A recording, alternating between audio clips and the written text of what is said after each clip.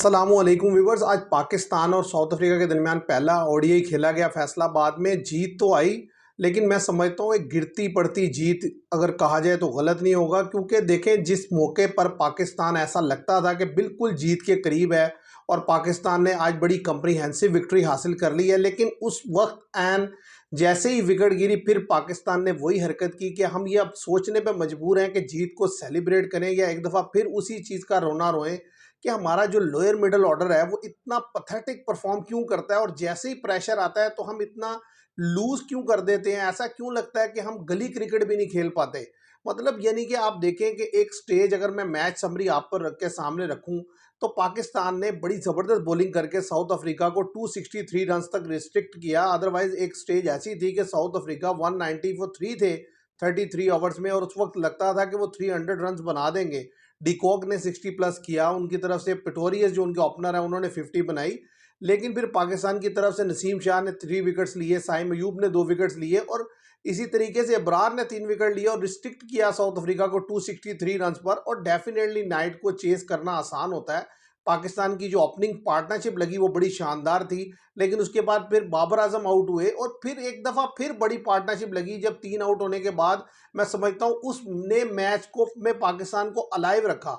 अगर कहीं वो पार्टनरशिप ना लगती या 40-50 रन की पार्टनरशिप लगती तो शोर शाट था कि पाकिस्तान ये मैच हार जाता, क्योंकि जो पाकिस्तान के जो मिडिल ऑर्डर में जो लोअर मिडिल ऑर्डर के लड़के हैं वो तो इतना फजूल खेलते हैं कि उन्हें समझ ही नहीं लगती कि मैच को आगे लेकर चलना कैसे, और समझ नहीं आती कि लड़कों को बार बार क्यों खिलाया जाता है।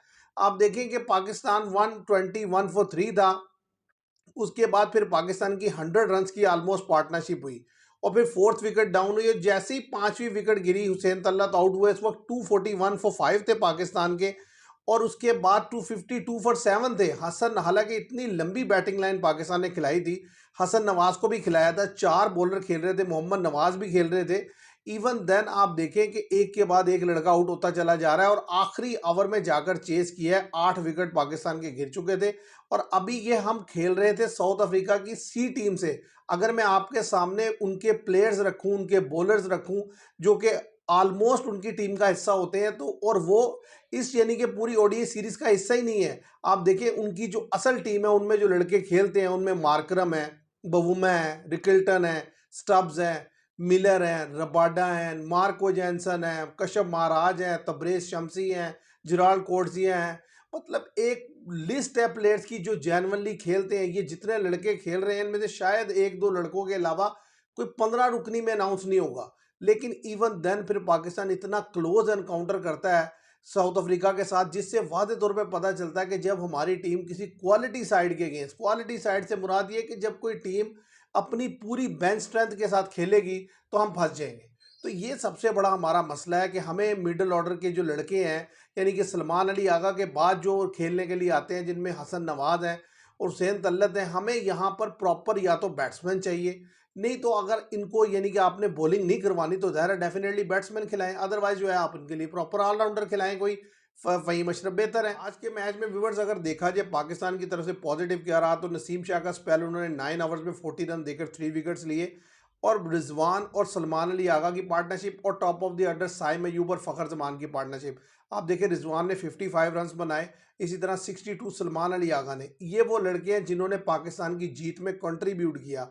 अदरवाइज मैं समझता हूँ पाकिस्तान के लिए जीत आना बड़ा मुश्किल थी। हर मैच हमें कोई ना कोई सबक देकर जाता है और इस मैच से भी हमें ये सबक सीख लेना चाहिए कि हमारे 4-5 लड़कों के अलावा जो नीचे के लड़के हैं वो पूरा टेल ही है। मतलब 5 विकेट गिरने के बाद हम जो बैटर खिलाते हैं, अगर उनकी जगह हम कोई बॉलर भी खिला लें तो शायद वो भी उतना ही खेलेंगे जितना ये लड़के खेलते हैं। और सबसे बड़ी बात यह है कि अगर आपने हसन नवाज को खिलाना है तो इस लड़के को ऊपर चांस दें। अगर आप इसे ऊपर चांस नहीं दे सकते तो इसकी नीचे इसकी जगह कोई और लड़के को चांस दें। वो वाज़े तौर पर फ्लॉप है नीचे, उसे समझ ही नहीं आती कि मैंने सिंगल निकालनी है, शॉट खेलनी है। आप देखें T20 देख लें या ओडीआई देख लें, मुसलसल वो एक ही पैटर्न से आउट होते चले जा रहे हैं। तो उम्मीद करते हैं कि ये जो एरिया ऑफ कंसर्न है इसको दूर किया जाएगा। आज भी अगर आप देखें तो पाकिस्तान 2 बॉलर से खेल रहा था, मतलब यानी कि 2 फास्ट बॉलर थे, एक शहीनशाह अफरीदी और नसीम शाह। तो मैं समझता हूँ एक बॉलर शॉर्ट है। अगर आपने हुसैन तल्लत को ही खिलाना है तो उनकी जगह फ़हीम अशरफ मच बेटर है। एक तो दूसरे लड़के ने अपनी बैटिंग भी इंप्रूव की है और बॉलिंग भी इंप्रूव की है। तो मुझे नहीं समझ लगती कि अब वो इंप्रूवमेंट कर रहा है तो उसको क्यों बाहर किया जा रहा है, उस लड़के का होना बनता है। और इसी तरीके से अगर आप देखें तो हसन नवाज की जगह कोई और प्रॉपर बैटर का आना बनता है।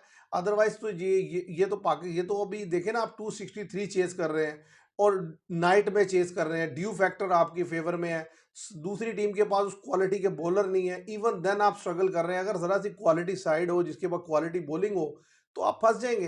तो बात यह है कि पाकिस्तान को इन एरियाज़ को इम्प्रूव करने की ज़रूरत है, इन पर काम करने की ज़रूरत है। और ये बात तो इस्टेब्लिश है कि हम कोई भी मैच जो है ना, जिसे कहते हैं ना, बड़े प्राउड वे में जीत नहीं सकते। हम जो भी मैच जीते हैं गिरते पड़ते ही जीते हैं, और आज ही उसका भी एक सबूत हमने दिया है। मैं समझता हूँ बचते बचते इज्जत बच गई हमारी, वरना तो जिस तरीके से विकेट गिरे थे 252 पर 7 हुए थे, तो लगता ऐसे ही था कि शायद पाकिस्तान ये मैच हार जाएगा और बहुत ही बुरी डिफीट होनी थी। क्योंकि आप देखें कि एक स्टेज पर आप बिल्कुल ईजी मैच जीत रहे हैं, 241 पर 4 हैं और आपको 22 रन करने हैं और आपसे 22 रन नहीं हो रहे और आपकी 6 विकेट हाथ में है। तो ये लम्हे फिक्री है, सोचना पड़ेगा पाकिस्तान को, पाकिस्तान के क्रिकेट के जो करता धरता है कि ये किस तरफ हम जा रहे हैं। आज के लिए इतना ही। Thank you very much.